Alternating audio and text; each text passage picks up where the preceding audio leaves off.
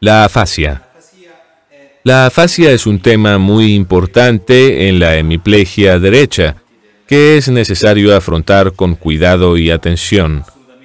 Piensen que aproximadamente el 50% de los casos de hemiplegia derecha presentan afasia, por tanto, dificultades en el lenguaje que pueden ser de naturaleza diversa.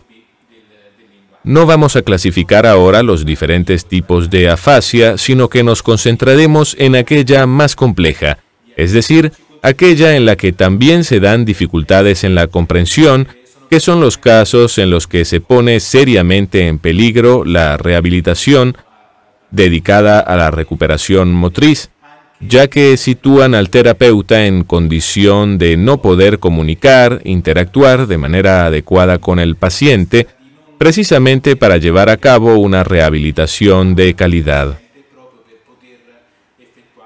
Así que afrontaremos el tema de la afasia, tanto para poder proponer los ejercicios básicos de logopedia y poder obtener una comunicación eficaz entre el terapeuta y el paciente, como para permitir una rehabilitación para la recuperación motriz que sea adecuada y eficaz. El problema de la afasia es realmente complejo. Imagínense que un día, de golpe, de un momento a otro, se encuentran en un cuerpo extraño, en un cuerpo que no conseguimos reconocer porque lo percibimos de manera diferente, no podemos moverlo como quisiéramos.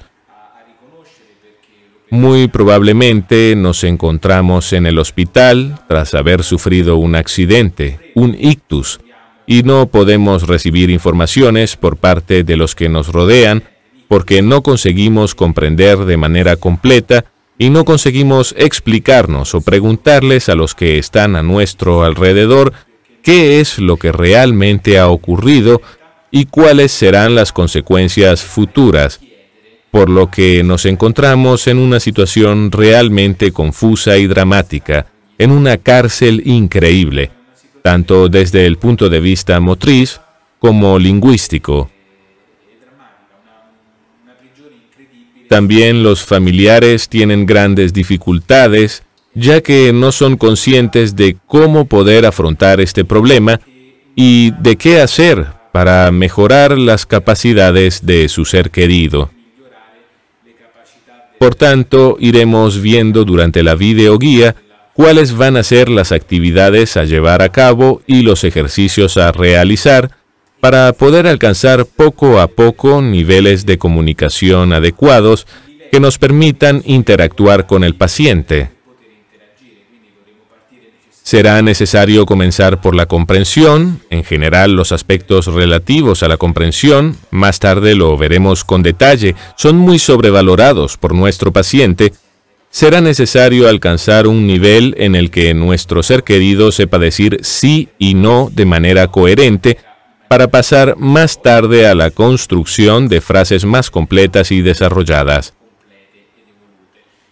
Se darán cuenta de que el problema de la afasia no afecta a las dificultades del paciente para recordar las palabras, ya que no las ha perdido, sino a la capacidad de poderlas utilizar en el momento más oportuno y en el contexto correcto.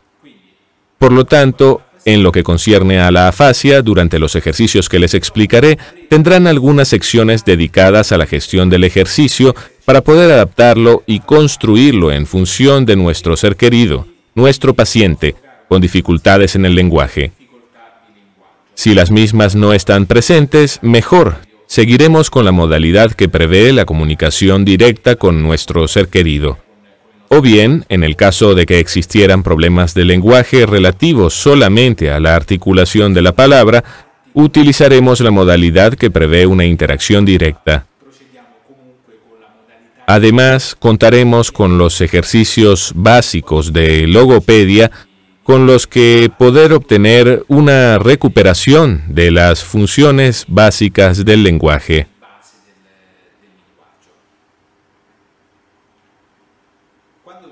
Cuando les decía que la afasia, por tanto el problema del lenguaje, expone al paciente a graves problemas en la recuperación motriz, quería decir que será el mismo terapeuta el que se encontrará con problemas para gestionar la rehabilitación cuando la comunicación con el paciente no sea eficaz, por lo que es más fácil que se propongan ejercicios que no involucren a los procesos cognitivos y una rehabilitación que resulte algo más mecánica. A mí me ocurrió personalmente, por ejemplo, cuando hacía las prácticas del primer año de universidad, mientras estaba con mi tutor, el cual tenía que enseñarme la rehabilitación y que estaba entrando en ese preciso momento en el gimnasio con una paciente con hemiplegia derecha que presentaba serios y evidentes problemas en el lenguaje. En aquel preciso instante, yo estaba preparado para aprender de sus enseñanzas. Como si pudiera llevar una situación así de difícil, estaba listo para absorberlo todo como una esponja. Sin embargo, vi que con algo de amargura, mi tutor me decía, «Bien, ¿y ahora qué quieres hacer? Podemos movilizarle un poco la parte izquierda del cuerpo. La parte que no ha sido afectada no, porque a base de estar parada y de no moverse, las extremidades se le están poniendo rígidas. Además, no se puede hacer nada con ella porque ni siquiera te entiende. Entonces, ¿qué quieres hacer?». En ese momento me sentí algo decepcionado, porque esperaba poder encontrar un método válido y ponerlo en práctica, algo eficaz para una persona que había sufrido un problema realmente serio, tanto en el movimiento como en el habla, y sin embargo no había existido posibilidad de hacerlo. Tras la decepción, una de las emociones que experimenté fue la de la incredulidad. No era posible que no existiera nada más que poder hacer. Y de hecho, no era así. Existe algo más que hacer. Tanto es así que ahora, cuando doy una clase en la universidad o fuera de ella y tengo la posibilidad de utilizar un paciente para demostrar cómo llevar a cabo la rehabilitación, elijo siempre un paciente con hemiplegia derecha y con problemas en el lenguaje, precisamente para mostrar que se puede trabajar de manera eficaz en estos problemas.